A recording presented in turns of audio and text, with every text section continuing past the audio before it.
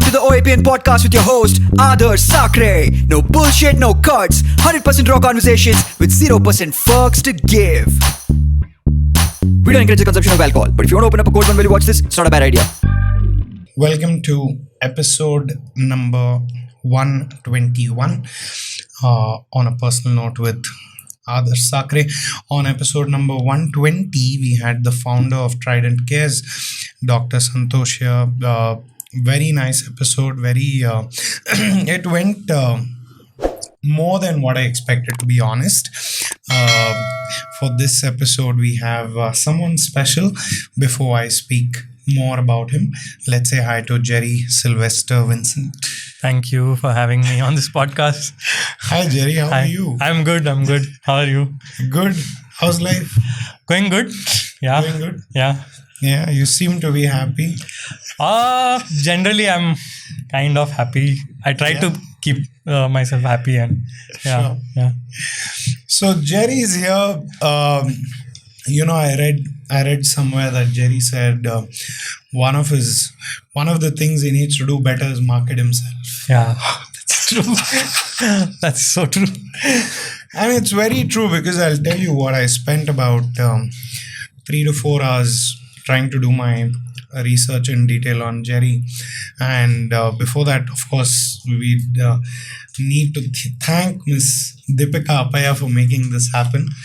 Deepika introduced me to Jerry, and that's how Jerry has landed up here. So Deepika, thank you for always making us meet such wonderful people. Only love for you. And so I was saying, Jerry's done so much work. But of course, like he said, I think the documentation of it is something he is focusing on more now, so that people get to know how far his roots and branches have spread. It's just that it may not be fully captured on social media. But I think, that being said, I think there's tremendous amount of work that Jerry's put in. It's hard to put on a tag to Jerry to call him a music composer, because he's gone from composing to mastering to cleaning to I don't know what other branches exist in sound. Yeah, almost everything. Everything Almost, related to sound. Yeah. Right? From the creative side of it to The technical. the technical side of it to branding to maybe naming your songs to whatnot, right? To getting the right people in on projects and whatnot. There's also this very strong hold of A.R. Rahman sir with him. He's been with A.R. Rahman sir and his team for over a decade now. Yeah. 12 years. 12 years. Yeah. 12 years with ARR sir there. And that's, of course, not a small, achievement. That's a whole life dedicated to one of the legendary personalities that this country has produced. And Jerry's been there. Jerry's learned it from the roots, from the best. And that's what we have. It's usually easy for me to call out accomplishments of the guests who come here. But today I've had to write it down, Jerry. How does a man remember this, Jerry? It's just, So to call out a few, he's composed stuff for Great Indian Kitchen. He's composed stuff for Hindi movies like Rockstar. I didn't compose. I did arrangements and I played the piano and all that. There you go. So he'll give you details of the projects. He's been associated with Highway. He's been associated with Coke Studio, Tamasha, Mohenjo-daro, Ranjana, 24. In terms of the TV side of things, Daughters of Destiny on Netflix, The Trip, Kabul Hai. Some of his... I also liked some of your personal compositions, New Beginnings. Okay. I really enjoyed New Beginnings. Thank you. I think it was very well done. I also liked, I don't know how do you say this, Earbus? Is that what it's called? I don't remember. Erubis, I think. Erubus? I think, yeah. Who was this for? So I just do these orchestral compositions randomly, Okay. and I just put them out. Yeah. And it's usually I'm either trying out a new library or a new orchestration technique, and then if I'm happy with it, then I just put it out. Yeah, so I enjoyed that. I like Dilye Malang. Oh, thank. I really enjoyed Okay. Dilye Malang as well. And you've also worked in Telugu movies, I hear. Yes, yes. You composed for Telugu Yes. movies. Okay. When was that? I actually did two Telugu web series, Okay. Kubul Hai, and last year I did a web series called Maya Bazaar for sale. Okay. Yeah, that's on Z5. Z5. Yeah. So there you go. And he has this dream of meeting Noah Chauhan. Have you met him yet? I've met him. So during But Rockstar, worked with him? kind of means not together, but he's Okay. done something and gone, and I've worked on the recording. On that? Yeah, on Okay. that. But not like Yeah, actively yeah, yet to happen. yeah. So yeah, I mean, I had to drop these names. It was hard for me to remember, but that's the kind of extent to which Jerry has gone. And when I went through your profile right from your first post, what I've also noticed is there's pure love for the art. Oh. There's pure passion for what you do. You didn't start out saying this is where I want to get. You started out saying I love doing this. It's that. So I don't see it as I want to get somewhere. Okay. I just want to keep, I think, getting better, and as long as I enjoy it, I'll keep doing it. There are days I don't enjoy it, Yeah, of of course, course. and then that's when I like, okay, perhaps I'm in the wrong field. That happens For everyone. Yeah. But for the most part, I enjoy it, so Yeah. that's why I'm sticking around. Yeah. So with that introduction, I'd like you all to welcome. I'd like to welcome you all to this episode. If you know Jerry, I can promise you this is a chance for you to get to know him better. You'll probably listen to some stories that you are not aware of. If you don't know Jerry and probably you've worked with him at some point or you've come across his work at some point and you loved it, this is a chance for you to get to know him better. I also hear that this is the first time Jerry sat down like for a in detail podcast. This is my first podcast. Yeah, so there's a long time coming, right? 12 years in the making. I'm glad you're finally doing this. So welcome to this episode. Welcome, Jerry. Thank you. Jerry, you're a very, very positive guy, Jerry. Oh, thanks. So you said as much as possible you try to remain positive. Yes. How does this work? What pill are you using? No pill as such. I just think I'm surrounded by good people generally, and there are down days, but I have got good support system that like help me get through it. So and see like most of the days are like bright, and there are a few days that are not so good. So Not so bright. So then it gives you a perspective and lets you be like most of the time. I can't help but take up this topic this early in the podcast. Your wife's a big support in your journey. Yes, very, very, very big support. She seems like a bundle of positivity. Yeah, actually, she's the one who you should be speaking about positivity with. So a lot of things like I run by her before any major decision, even like the smallest decision, it goes through her once, and then I take her opinion. Whether I listen to it or not, then it's left to me. But then I take her opinion on it, and then I see like, wait. Sure. Yeah. Yeah, I want to call it out because multiple times on your profile you called it out saying it's because of her that there's so much happiness and there's so much positivity, and I feel like you're blessed having her in your life and Absolutely. share this journey with you. Yeah. And it's so beautiful that she's part of music as well. Yeah, she's a playback singer. You should listen to her, some of her songs. She's got a song called Dang Dang. That's Tamanna, and it's got 100 million views. Wow. Yeah, it's a Telugu song. I did check out her work. There was this one post where y'all are in a badminton court, I guess, and she's singing the badminton racket as a mic. And I said, wow, what depth in the voice. So casually pulls out such depth in the voice. Yeah. So beautiful, man. So beautiful. I think I just want to start by saying it's very nice to see both of you. Thank you. Thank you. All the best wishes for both of you. Thank you. So let's go back, Jerry, a bit. Yes. You're born in Pondicherry, fancy man you are. I think Pondicherry is a nice place. A lot of good-looking people around in Pondicherry. Yeah. Have you had some early affairs? I'm kidding.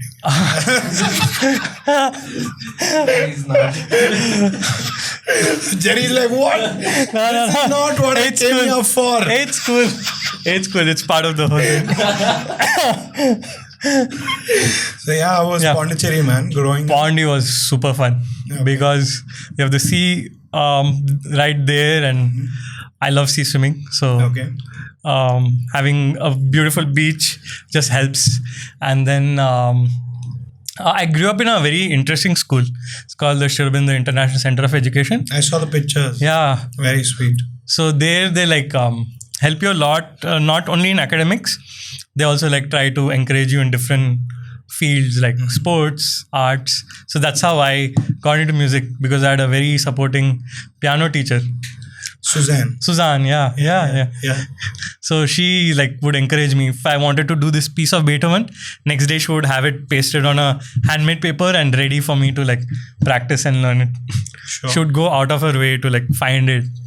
And this is pre like proper internet era. This is like 90s and 2000s. So so you went to this school from first standard to 10th? First till college, degree. Till degree? Yeah. So you spent 15 years in this? 18 years. 18 years Kindergarten. in this institution. Yeah. Wow. So born and bred in this institution. Yeah. What makes this place special? So there's a very interesting system. As soon as you hit 15, there's a free progress system. Free progress? Yeah, it's called the free progress system. So you can choose the teachers you want to study a subject under. Like say English, you've got 5 teacher options. So if you resonate with teacher... after 10th? Yeah, after 10th. Okay. So then you can choose the teacher you want to study with, whom you think you will progress better with. And also you can choose your timetable. You can make your own timetable and also choose the subjects you want to study. Although there are some subjects that are compulsory till 12th, but then you can like leave off, you can prioritize subjects. And in college, you can drop off subjects that you don't want. How many subjects do you need to pick? So you need to have at least certain number of periods in the timetable that have to be full. Otherwise, like people will just chill and not do anything. So a minimum number of periods, 32 periods or something out of a week. Needs to be full. What did you choose? So I chose English, French, physics, chemistry, maths, Tamil, my mother tongue, and music, piano. Everything fine. Why physics, chemistry, maths? So I love physics. I love astronomy. So if it wasn't music, it would have been astronomy. Yeah. If it wasn't music, it would have been astronomy. I wasn't good at chemistry, but it was like science, like chemistry, physics, maths. Are you sure you weren't good at chemistry? I wasn't good at chemistry. I was like terrible at chemistry. I was decent at physics. But you seem to have some good chemistry in your life. Okay. So you were not bad at it. I would say, yeah. You were just good. You were just better at the practical chemistry. Yeah. Than the theoretical. Nice, sweet. So you choose these subjects for 2 years. 3 years. The degree, first year, second year, third, and 11th, 12th you specialize. So you choose whether you want to get into the science stream or do you want to not get into the science stream. So what is the system you said? Free progress. Free progress, yeah. And this was instilled by Indian authorities or? So it's Sri Aurobindo International Center of Education is part of the Sri Aurobindo Ashram. So the gurus were Sri Aurobindo and the mother.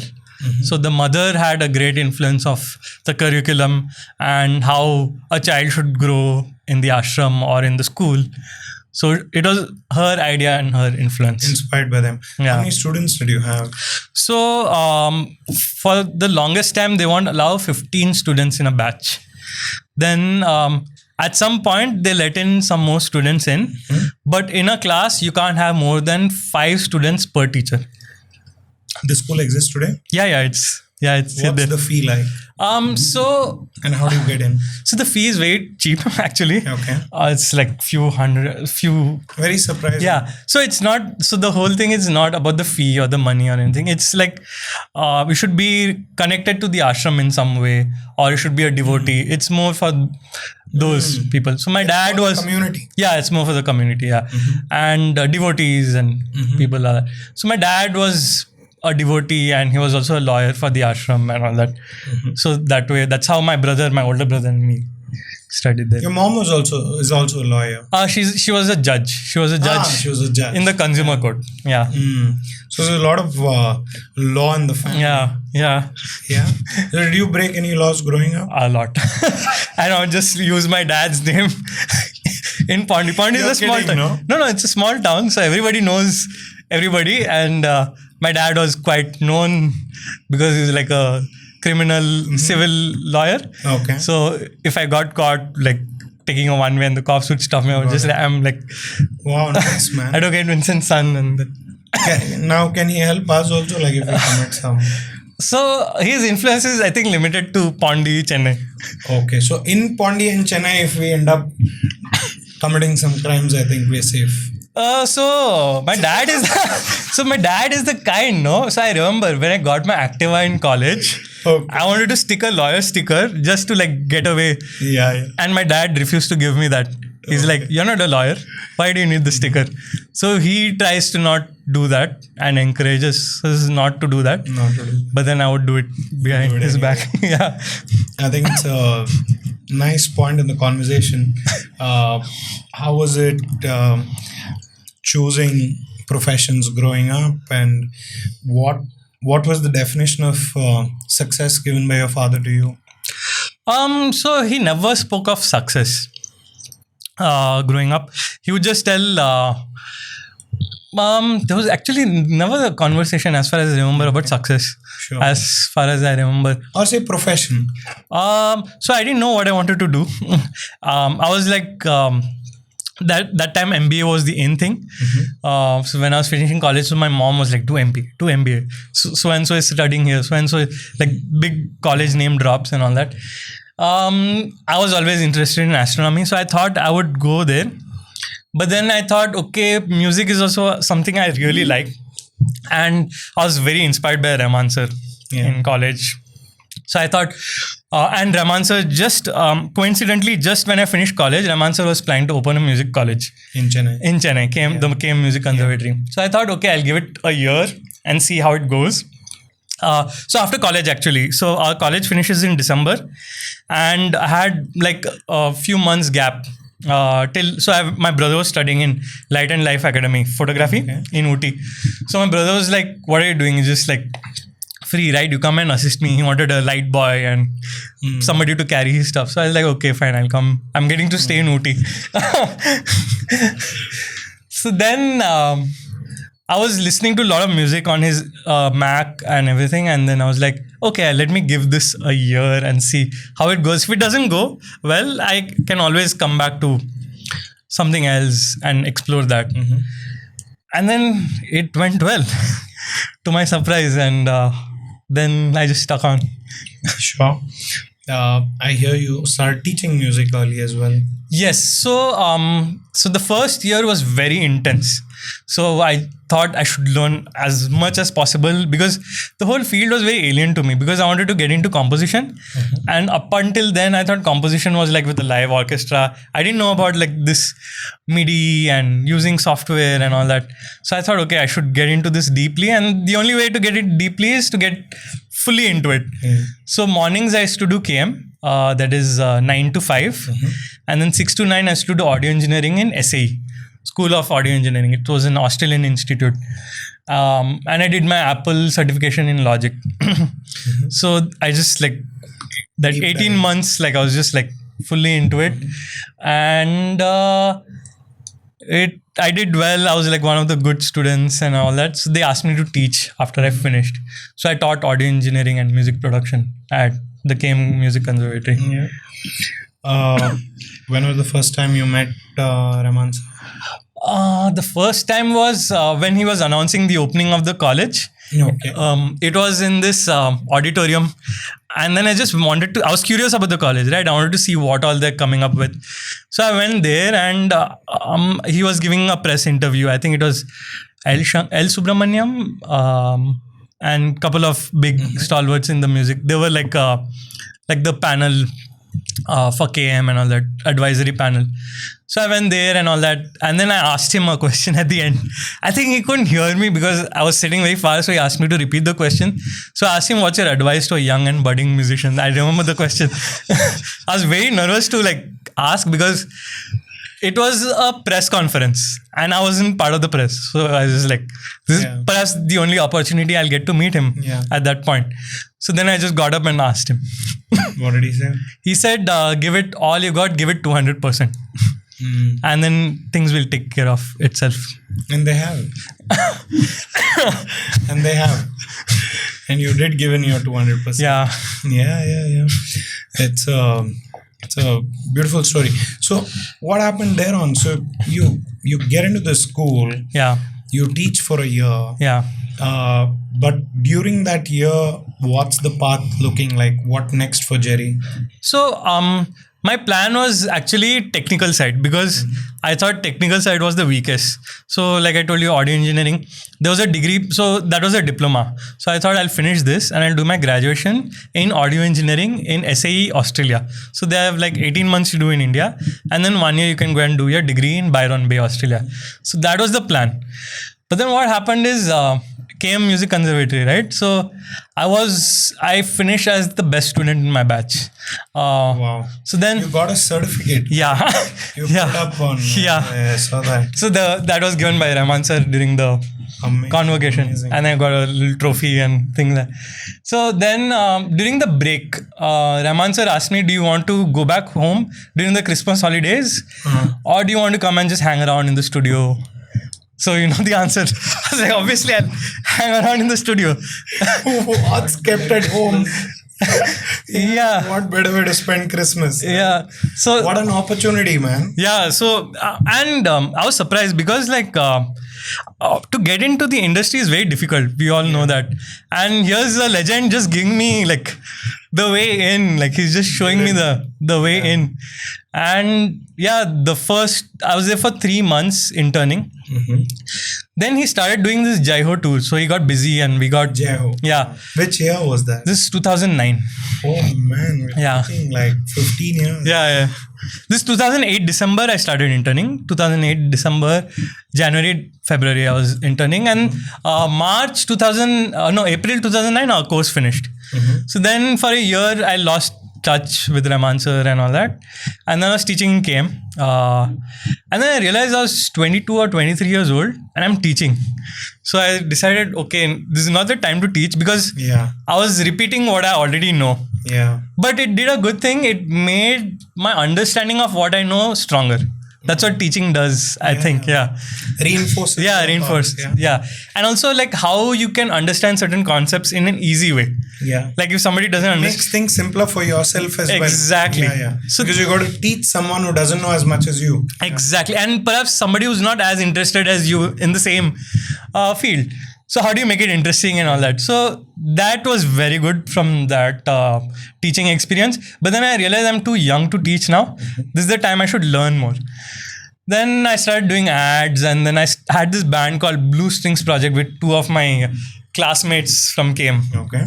We did Abdul Kalam and Dr. Kiran Bedi's animated autobiographies. Okay. We did score for that. A couple of other projects that year. I did my first film score. It was an American film. Wow.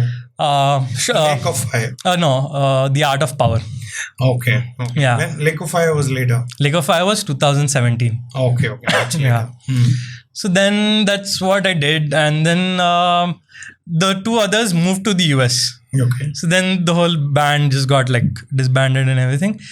Then I was just doing my own thing, doing jingles, small work and all that. There was this book, there's the same language subtitling company called The Book Box. It's very interesting. So they realized it's a Pondicherry based NGO. So they have this thing like Chitrahar. you've seen Chitrahar, the program on Doordarshan? No, The subtitles running with the song. So people in villages who watch the song and read the subtitles end up learning the language and end up learning how to read just because of the subtitles, and it's their favorite song. So Bookbox is that company that does it. So I was doing some work with them and Wow. everything. Then it was the next batch's convocation. So I went to KM and everything, and Rahman sir saw me in the gallery. I was like, come. What are you doing? Like, I'm doing small work. Okay, are you free tonight? Can you come to the studio? I was like, yes. Tonight? Yes, tonight. And then he finished his Jai Ho tour, right? So he gave me that whole tour to mix 5.1. Wow. Yeah. Wow, and wow. up until then, I've never done a 5.1. I know theoretically how to do it. So the thing with Rahman sir, how it works is he'll give you a work. Not necessarily you'll know anything about it. It's like a test of fire. You have to figure out your way. I think he's testing more like, are you up to the task of doing something that's challenging, or are you the type who's going to give up? Yeah. So it's more of that is what I realized challenge. many years later. Because I saw this pattern with several other colleagues who joined newly. He'll give you the most surprising thing that you've never done in your life. So he'll just throw you, do this. And then you just figure out your way. And it's like, you grow from that. You learn. That's the fastest way of learning. So, in these studio sessions with Rahman sir, initially, I'm saying not now, were there times when it was just you and him, and you'd not know how to be around him? So many times it's just the two of us, like, especially when we travel to Bombay. He's got a studio in Bombay, so it's an apartment. Opposite side is the studio, and this side is his house. So he'll be sleeping at 4-5 o'clock in the morning. It's very usual. Really? Yeah, it's very usual. And he wakes up at? Say around lunchtime. So the studio starts lunchtime, post lunchtime. Love it. Yeah, we're all like night birds. Super, bro. And we're working till 6-7 in the morning. But mostly 5 till 5 Yeah. around sunrise. So then he will come and you'll be sleeping and you'll feel like a tap. Have you eaten breakfast? Come, I'm eating. And then you have to go to his house and he'll be like eating with him. In the beginning, I didn't know, like, it was like, Yeah. it was very like, no, awkward. Yeah. But then he makes you feel comfortable. Like, eat. If you get a belly only, then you're a successful man. Things like that, he'll crack jokes like that. But he used to speak to you in Tamil? Tamil and English, both. Tamil and English. Yeah. So, you had that time to build that rapport with Yeah. I'm sure there was always, at least initially, that fear. Am I doing up to the mark? Not only in the beginning, right up until the every other day, because you always want to do your best, but you can't, like, it's like I always tell myself whenever I don't do, like, because in the beginning it used to affect me a lot. Like, say something comes out not as expected, I would take it very hard on myself. So I would just like have this analogy, like every time Sachin Tendulkar goes to bat, he doesn't hit a century. So it's okay if you're not hitting a century today. It's okay. And then I would just like calm myself that way. Would his feedback be very direct or indirect? Direct. Absolute. The work feedback is absolutely direct. If it sucks, it sucks. If it's great, it's great. Tell me about a day when he really took your case. Days, rather. So, When he took you down saying, Jerry, this is not happening. Or when he didn't like something you did. There are many days that there are many such days. Let me think About a certain project. Which ones can I think of? Anyone.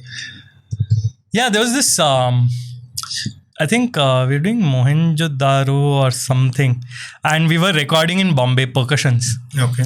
And I think that day the software was hanging up slowly or something like that. And then I think Rahman sir was in the zone and he wanted me to do it faster. So that day I was like, You've become very slow, kind of. Oh, he told you become Yeah, slow? you're fast before. What happened? that kind of thing. And then there's sometimes like I've perhaps played the wrong chords for a song. Like, music, no? You studied, no, music? And then that'll hit you like, yeah. So those days. But then we have this saying in the studio, like there are two categories. Like if there's silent treatment and if there's like a real honest feedback. And the honest feedback can be like very honest. Okay. So in the beginning we would be like, we would try and avoid the honest feedback, but then we realize he gives honest feedback to the people he actually cares about. So actually in a way it is like, okay, he cares about you, that's why like he's telling you about about where you can like and what you have done. Otherwise you can just like leave it. Like he can like call the best of the people to get the same thing done, but Yeah. he's giving you a chance to like Yeah, why do you think that is? You spend so much time with him. so I think he's always like thinking about all the students from the school, from his school. So like right now the studio is just filled with, I was the first student to work with him, but right now there are like at least some 6-7 students working with him right now. Former students Sure. working with him. So I think he's always like trying to like help out on that front. I think he's very fond of the school and the dream that is the school. Sure. Where did the financial gains begin? At what point? So the first 2 years, not much. My dad was yet like helping me out Sure. and things like that. And yeah, and there was not the best times for my dad either, because there was the whole real estate crash that happened 2008 and all that. So those were not the best 2 years financially, but then slowly. So this industry is very like you have to work your way up. Yeah. And it's rewarding at some point. Yeah. Not necessarily at the beginning. Yeah. And it doesn't reward you regularly also. Yeah, it doesn't reward you regularly, especially if you're a freelancer. Like if you're like a studio engineer, like you get fixed salary. But the scope of growth personally is limited to that. Yeah. saturates. Yeah, it's there. You just go there, you hit record, or you just mix. That's it. It's a great job, but scope of growth, working with different artists. You only work with the artists that come to that studio. Sure. But as a freelancer, you open your doors to many other artists. How did it work deciding some of these things with Rahman sir in terms of what are you making at the end of the day? In the sense? Like in terms of what income you're going to take out of something, is it something he directly had those conversations with you, or for the longest time was it just, hey, you know what, it's Rahman sir, I'm here to work, I'm not looking at the money? How's been the financial arrangements between you and Rahman sir? So the first 2 years, it was more like a learning process. You hang around in the studio and learn. So the thing is, like when I first joined the studio, right? Just because I graduated from just because I went to SAE and came, I thought like I knew everything, and I taught a year also, no. So I thought I was like the boss, and I know this field in and out. Ready to go. Yeah, but when I entered the studio, it just painted a completely different picture. I just realized how much I don't know. The real world and the theory. Yeah. It's completely different. Like how to handle clients. That's a very important thing. How to submit files for a film and everything. All that is... there's a format. Yeah, there's a format and things like how do you work with artists? That's not taught in a school. How do you like... Artists are sometimes difficult to work with. So how do you get past all that, make them comfortable and everything? So that part is you don't get anywhere other than a practical place. So the first 2 years I didn't ask anything, nothing, because I was learning, because I realized I don't know all these things. And it's priceless. Yeah, and I'm getting to work with the best but then I got a stipend kind of thing. So the first 2 years was that from the beginning. Yeah. He was like very like clear about it. I didn't even like it, just like the office called me one day and like, here's your check. So then You didn't bring it up. yeah, I didn't bring it up, and then it The was way it should be, yeah. yeah, and then it was enough. Sure. Then after 2 years, I did a big project. It was like the Babelsberg Orchestra came from Germany, and they toured 5 cities performing Rahman sir's work. And then we did a collaboration with Hans Zimmer, the Oscar Wow. theme. Lovely. So after that, I got a little courage. Okay, I'm able to handle this. So I emailed him. So most of the conversation, if you're not, What did you email? sir, can I get an increment? Then he replies, is this much so and so much okay? Question mark. I was like, sure, because it was okay. Sure. And then like, okay, I'll inform the office. And then from the next month, got the increment. the increment. So, one more thing I wanted to kind of get your thoughts on was you've worked with Rahman sir, who's an artist in every form of existence, like every definition of art leads back to the work Rahman sir has done, right? What are some of the traits of Rahman sir that you would say are necessary traits for a successful artist? That's one. What are one or two weird things you've seen about Rahman sir? If not weird, out of the box things about Rahman sir, but that makes sense for an artist like him. Yeah. Yeah, let's hear some of these things. So- we'll start with the successful ones. Yeah. What makes an artist like Rahman sir successful? I think it doesn't delve too much on a situation, good or bad, for too long. Okay. That's a great thing. He can just move on. Okay? And he can just switch like that. Good or bad. If it's like the highest praise also happening, it doesn't delve. If like the lowest thing also, that switch happens very quickly and moves on. Like, and the focus, amazing focus. Like when he's working on something, the focus is like push. It's like right there, and that's there. And also I realize how he's very inclusive. What I mean by inclusive is like if you go into the studio, you'll expect like you can see people from different parts of the world, different parts of India, and they all come from different backgrounds. But yet he manages to make these blockbusters with all these kind of people. And that I feel, and he knows how to work with every individual. And all these individuals are extremely difficult. Different. Extremely different. It's okay to say different. Sometimes we can be difficult. Yeah. So. Different and difficult. Yeah, different. They go hand in hand, Yeah. So, very different backgrounds. Some people have not. I would say, like, I grew up luckily in a good musical background. I had a lot of music around me, but not necessarily everybody, like the engineers working there. But then he manages to get the best out of them. So that is a remarkable trait. Like being able to work with anybody and get the best out of them. Sure. And Out of the box traits. out of the box traits. Things that will be like, what? Really?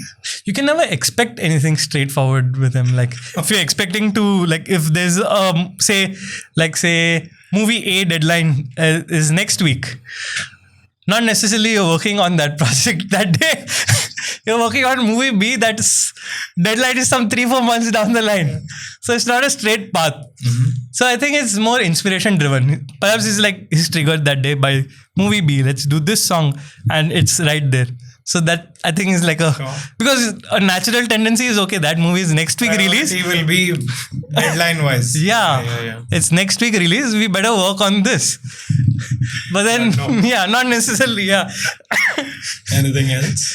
Lot of PJs at the most unexpected time. Yeah. Okay. So he's a funny man. Yeah, he can be. Yeah. He can be. Yeah.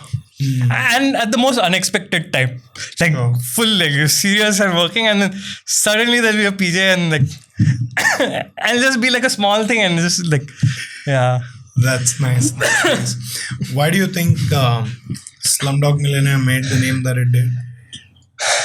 So I think if you see up until then, the scores in the West, they had a palette, orchestra, violin. that kind of palette. Very orchestral score, very conventional approach, I think. That's why if you see also not only Slumdog Millionaire, but many movies that won an Oscar, like Chariots of Fire, Yeah. for its time when it came out, it was very different from what was happening then. So I think Slumdog Millionaire was that. Bringing the whole Indian flavor, like Mausam and Escape, the whole sitar that Yeah. run with the westernized arrangements. Yeah. It's very different for them. So that's why I think. And it worked very well with the movie. At the end of the day, Oscar is music with the movie. Yeah. Yeah, it worked very well with the movie. What has been your most challenging project till date? And why? As an artist or okay. As an artist. Okay. Something that really tested you.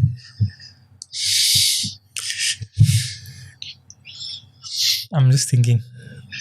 Sure. There was this Gurinder Chadda's movie Okay. that we worked in 2020 or 2019. There's so many corrections. Okay. What is the movie called? I forgot. Blinded by the Light. It's on Netflix. Okay. Blinded by the Light. Okay. So I think that is the most challenging. Why? Because there was a lot of reviews and it was a small movie and it was very few score. But then we ended up spending as much as a full length blown movie and doing the whole score. It was just like, I think 5 or 6 cues in the whole movie because the rest was all Bruce Springsteen's movie songs being used, licensed and being used. But yet it was stretched because there was a lot of review and a lot of corrections and revisions and Sure. so that was challenging. yeah, that was challenging. You spoke about Hans Zimmer, and of course the world knows Hans Zimmer, and I don't think I go 3 days Without listening to without listening to a track composed by Hans Zimmer, right? But what do you think make Hans Zimmer stands apart? Again, so if you see, he's like a rebel. Okay. He doesn't write music like most of the at that point most of the Hollywood composers would write music. This is like I'm talking about the late 80s, early 90s when he broke into the scene, and they would have an orchestra and he would use samples, MIDI, things like that, do it everything in the computer first. It was a very different way of doing it at that point. Of course, Vangelis also did it. Yeah. But I think Hans Zimmer started using samples of orchestral samples to just do mock-ups. You know what a mock-ups is like before you go into a recording, because recordings are very expensive. Hiring an orchestra and all that. You do everything in the software with samples. So they sample a violin and then you put it in the software and you can trigger it with your keyboard. Got it. So you can do the whole arrangement and then the director can get a feel of how it's sounding. So you're not getting rejected when you're recording live. You're recording live.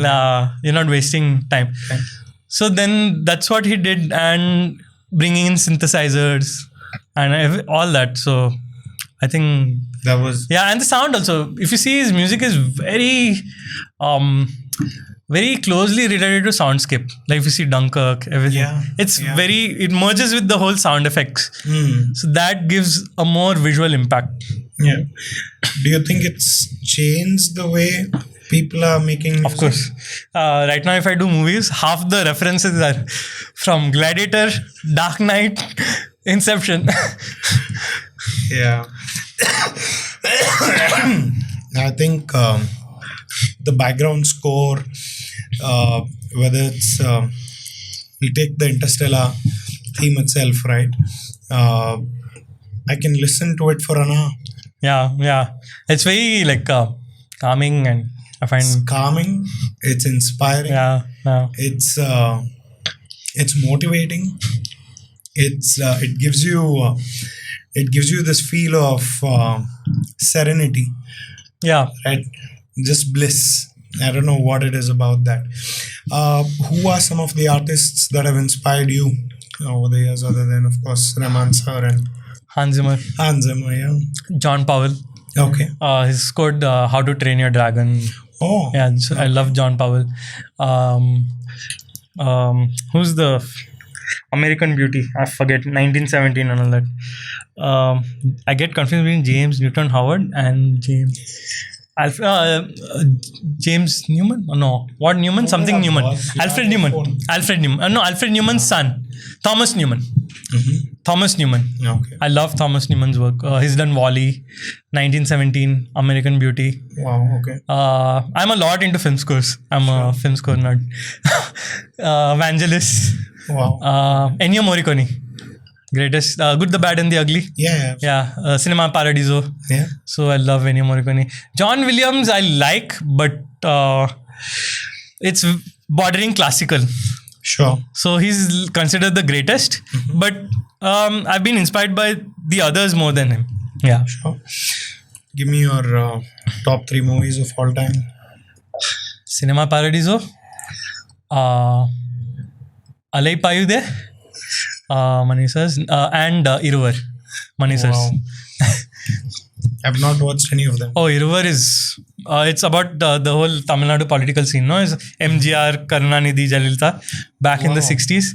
And he's done it so poetically. It's Where's like... this on? I think it's on Amazon Prime.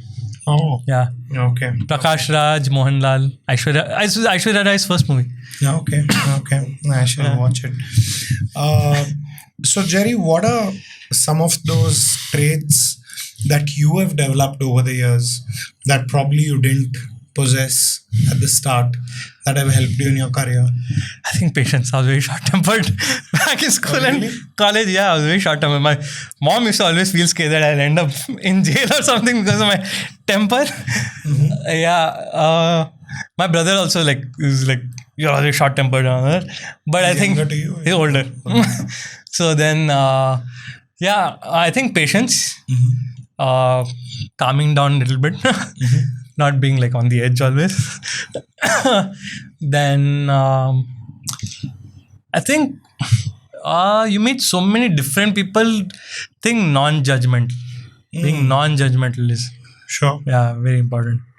What about comparison to other artists? Yeah. Your career path, how has that been for you? Sometimes I should compare, and then I should be like, oh, this person has done this by this age. Where are you? You're already so old and you're not yet reached there. But then I've stopped doing because I realized each one has his or her journey, and I am happy. I won't say I'm sad. I'm satisfied, but I'm happy with how it's been so far. So I have nothing to regret. So then just go off it and do more. Sure. I see you do a lot of work with your wife as well. Projects you take up. How does that work? So, what happens is when I'm composing, suddenly I realize I need a vocals for this. If it's a background score, then I'll be like, hey, you're free. I want you to yesterday. Not yesterday, before yesterday. I was like, I need this English part sung. Can you come? We'll just do a jam or something. And then we'll just put on headphones and we'll just figure out something. With a song, it's different. I sing a scratch. I play it to her. And then she tells me, oh, this sounds like some song you've done already. So that's out. And then I start again. I'm very upset. And then, because every work that you do at that point, you think is the best. You have pushed the boundaries and that's the best. Until somebody else tells you some fault with it. And then you're all heartbroken and okay, then but sometimes there's argument. But I'll be but you see, I've used this new synth. This I've never done before. I should be but the essence is the same. So then it'll be out. So I won't delete. I'll keep it in an unused folder because deadlines are tight sometimes. So then I can perhaps take an inspiration from that and do something new. So I don't delete stuff. I just keep it in unused. Unless it's terrible. After a few months, I'm did I do this? Then it's out. Straight delete, empty trash. Yeah. Then... So that's for the song I sing a scratch. So before I used to play the tune on the piano, but then I realized I'm playing very unsingable tunes when I'm playing the piano. Okay. So then I'm not a singer. So then I started just doing gibberish, singing stuff. And then I put I tune it so that it sounds decent. Yeah, and then I'll play it, and then she has to just replicate that, and then we like improve on that. I'll be like, I meant this, but I didn't quite do it when I was singing it. And Sure. Is she also full time in the music? yeah, she's full time. Yeah? Okay. Are you guys working on anything right now? She's got her own band, so she does shows and she does a lot of playback as well. Which city primarily? Everywhere. So yesterday she had a show in Trivandrum. Oh wow. So yeah, so she travels around. And she's got her own band. She does a lot of playback as well for all, not only me, for other composers as well. Rahman sir, DSP she's done, Sam CS, Yuvan Shankar Raja. Wow. So she's done for many composers, and yeah, that's Sure. Do you get to travel a lot for work? so mainly it was Bombay, Mumbai for work, or Hyderabad. Sure. Because they're the hubs because I'm mainly composing for films, and these are the two main hubs for film. You did a few advertisements as well. I saw. Yeah. Okay. Do you still do? Yeah, I do ads. Okay. I do ads. Primarily, I focus on films. Ads are like the in-between projects, or if I'm starting on a film, the workload is not too much. So that time I can fit in an ad or something. Yeah. Sure. You are obviously someone who can guide someone who's new or beginner in the industry. What are some of the things you tell someone who's just entering your space? So I tell them first decide which stream you want to get into music. It's very important because there's so many possibilities today. Do you want to be a sound engineer? In sound engineering, do you want to be a studio engineer? Do you want to be a live engineer? Or do you want to work in a radio station? There are many options. Or do you want to be an orchestrator, the one who writes scores? So the composer plays everything. You have to write all that into sheet music so that musicians can read and play that back. Do you want to do that? Or do you want to be just a recording engineer? Or do you want to become a music supervisor? Or music editor? Or a composer? So, or do you want to become an instrumentalist, performer? That also, do you want to do playback singing? Do you want to do studio singing? Or do you want to do, do you want to have your own band? So that you have to have clarity first. And even in spite of that, specialize in that, but learn everything else as well. Because today, how you enter a job that you want might not be straightforward. Like, take my example. I wanted to be a composer, but my first gig in the industry wasn't composing. Nothing to do with the keyboard. It was technical. Mixing 5.1. So that's how you like navigate in. So when an big opportunity comes, don't see like, I want this, but I'm not getting this. Just see the possibility, if there's a possibility of getting there, say in a few years. Yeah. What is one thing you would have wanted to do differently? Apart from marketing yourself. Yeah, that's true. Marketing myself, I'm very bad at it. What would I have done differently? Or something you would have done more of?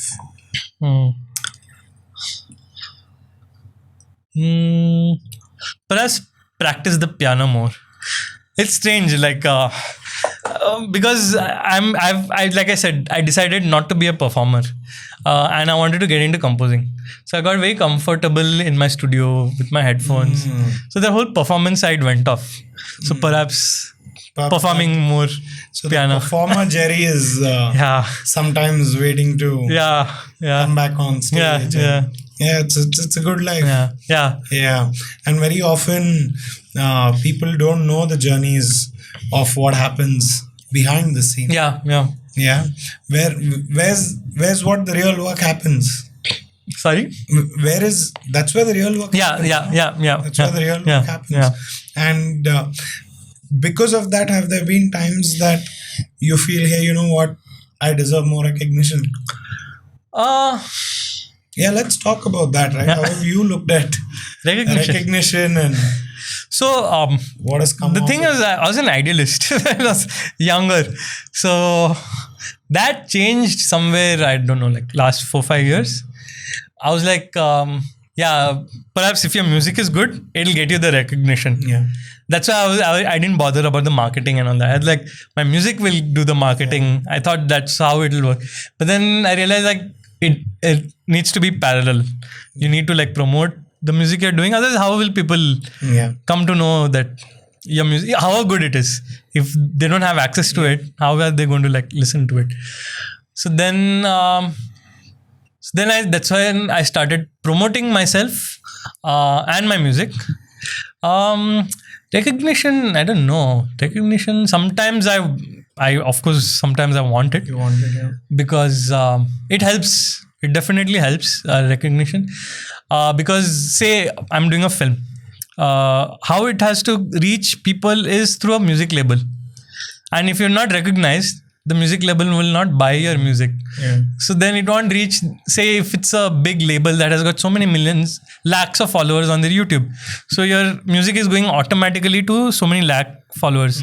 But simply because you're not recognized, you're selling it to a lesser label, which has fewer audience. So it's important, I think, recognition. Does Rahman sir push things on social media? I mean, how is his relationship with social media? Yeah, he's very active on social media. He's very active, especially on Instagram and all that. He's quite active. He asks you guys also to post and... Not necessarily. I've asked him to post once. Last year I was doing that Telugu web series, Maya Bazaar. So we did a title track. So it was produced by Rana Dagubatti. Yeah. So then I asked him if he can release the song. So he released it on Twitter. He tagged. Wow. Yeah. He was there at your wedding. Yeah, I was there at my wedding. That must have been a flex, huh? So there's a funny story. So we were supposed to get married on July 31st. But I think Rahman sir had a show abroad. You changed your wedding I date? changed my wedding date. My friend. So my in-laws were like, Bro.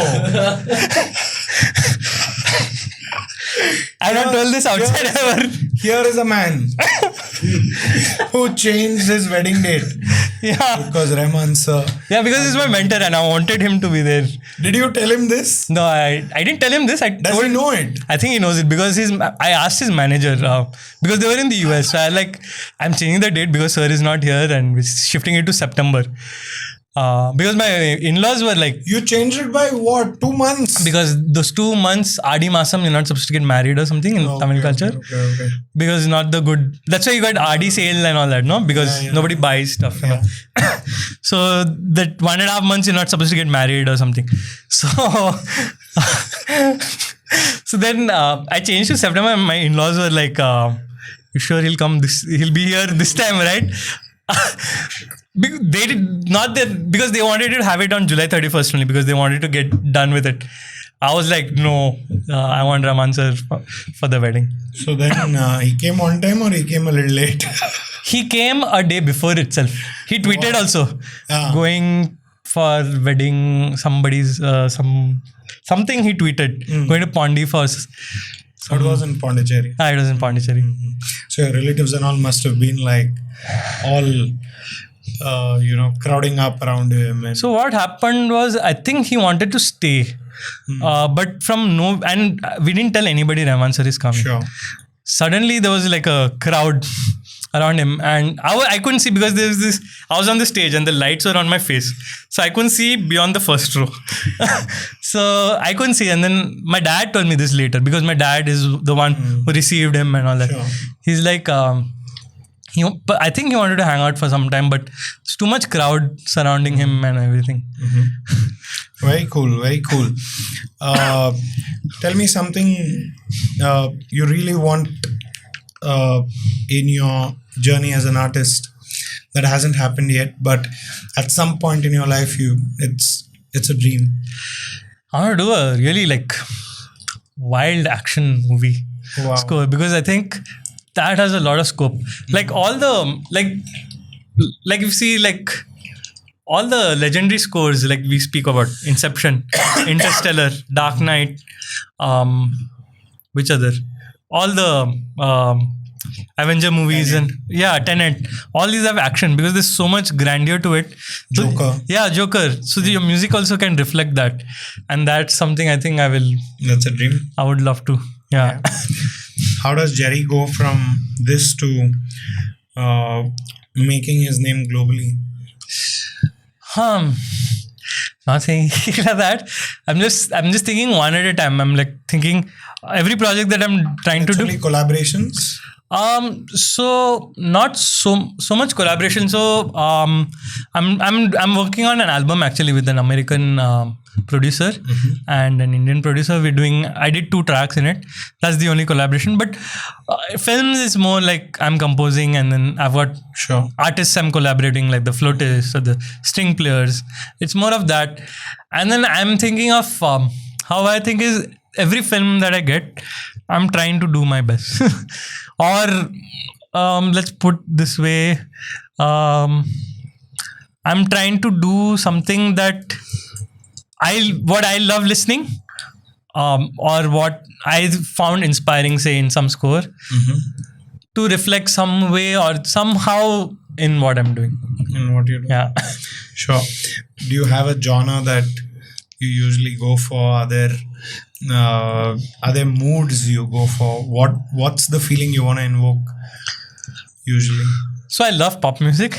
Okay. I love pop, and I love film scores. Okay. So film scores, generally I like the kind that has these lush strings Okay. that are just like soar and like make you feel like drawn into it, that kind of thing. Like in Lion King, when he dies, there's that score. Yeah. Ta-ra-ra-ra, that draws you in, right? That kind of thing. Yeah. Did you enjoy watching Avatar? The first part, yes. I've not watched the second part. Oh, you haven't watched the Yeah. second one. Are you a fan of the classic gangster movies, or say Goodfellas, Scarface? I've not seen all of them. I've seen the Godfathers trilogy. I've not seen these. I've seen this lot of the cowboy movies. Okay. My dad was a huge fan of Clint Eastwood, so Okay. a lot of Clint Eastwood. Meccan is Gold. Yeah. A lot of those cowboy movies used to happen. I think what's nice is the artists today, at least in our country, the type of exposure that they're getting at a young age, I think is really setting us up for some good work that's going to come out of this country. Absolutely, yes. And also, I think a lot of interesting collaborations. Like, I feel like the internet has just broken all those, like, I'm here, you're there Barriers. kind of thing. It's like now you can just listen to any music. You can get access to any kind of knowledge. Like, if you can find out what synth so-and-so is using, what tone so-and-so is using. If you just go on YouTube or on the internet, dig a little bit, and you know the know-how, the exposure to the music, artists. Like, you can reach out to an artist. Before you couldn't. You can just DM them. And there is a lot of chance that they'll reply to you. There's 50-50 chance. Before it was 0. You didn't know how to reach Now there is out. a 50-50%, yeah. Yeah. So that helps a lot. And that itself gives you a head start. Yeah. Which is great, I think. Sure. Jerry, I just have one more question. Yeah, sure. You are an artist. Of course, you're an artist, and I feel you're an authentic one, a true one. Okay. And what would you say? What piece of advice would you give another artist listening? Just at the core of what does it take to be a successful artist from your side? I just think do whatever you think appeals to you. Though you think it's niche, it might be niche. Like, I like film scores. So many people used to be like, oh, it's very niche what you do. But today it's not niche anymore. With the coming of Netflix, Amazon and all, they have workshops on film scoring and all that, like for music supervisors and all that. So it's no more niche. It's like the necessity. So what might be niche and what you are interested in might be the thing tomorrow. So, and you're really good at it. That's why you like it. Yeah. And there's more possibility that you become really good at it because there's interest there. So I think you should just do what the kind of, and not do something that's doesn't appeal to you, and you just have to do it because it's the in thing, or like do what excites you. yeah. I would say that, because I've seen a lot of artists trying to imitate, and it doesn't come out. It doesn't come out, like, because there's a disconnect, I feel, between the artist and what they're trying to do. Yeah. I mean, there's a huge bunch of artists in Bangalore that I'm sure even you are aware of, that get stuck in this zone of either trying to imitate or just covering music. Yeah. Never really get into creating their own. And as much as the journey is hard, that's the way to go. Yeah. Gotta create your own identity, right? And how long can you ride on someone else's laurels? True. So covers is an interesting, because you spoke about it. Covers is very interesting. I've seen a lot of creative covers. Like they've taken a song and that's given it a creative spin of their own way. Yeah. So those kind of things are like always cool. No, it's nice. I'm saying I'm a big fan of covers. Like, I have sometimes enjoyed I'm sure you too, right? Some covers are better than the original. Yeah, absolutely. Right? Yeah. But I just feel sometimes artists get too that's true. occupied by only that. Yeah. Because it's very short-term instant gratification. Yeah. I mean, if you started out saying I'm going to be a cover artist, so be it. But if at the core of your heart you want to make music of your own, true. I sometimes feel covering music may deviate that journey a bit. Absolutely. Especially with the market today, right? That's pretty much it from me, Jerry. Thanks for coming in. Thank you for having me on the podcast. I hope you enjoyed this. Yeah, absolutely. Absolutely. Yeah. You've had quite a journey. Thank you. Complete respect to the work you've done. Thanks a lot. Complete respect to the fact that you took our invitation so wholeheartedly and came here and spoke so openly. I really respect that. Thank you so much. It's because of people like you that this place continues to be what it is and continues to grow. Thank you. And we really wish that you hit those global charts and you get globally recognized.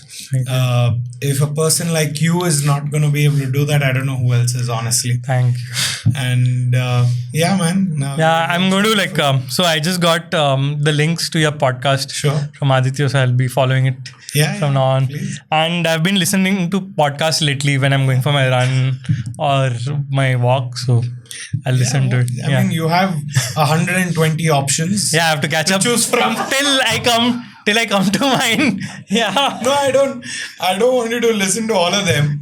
Yeah, I'll see the topics that. Listen to Harsha's. Listen to Deepika's. Yes, I can start with this Fingers, first. Right? My Fingers, Deepika's, for sure you gotta tune in. Amit's you can listen. Amit is on the way here. Oh, okay. RJ Amit. Yeah, RJ Amit. We'll maybe suggest one or two others that we think you'll connect with. Okay.